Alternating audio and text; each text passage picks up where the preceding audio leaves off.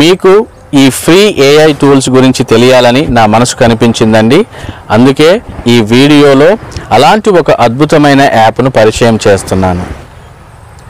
I will make many videos to tell you in how many ways we can use this app to learn English. You can consider this as another new series we are starting.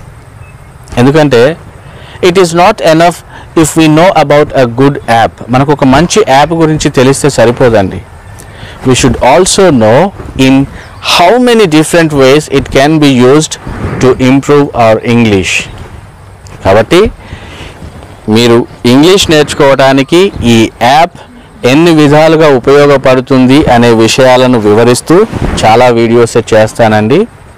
If you are new here, please make sure to subscribe and click on the bell icon so that you don't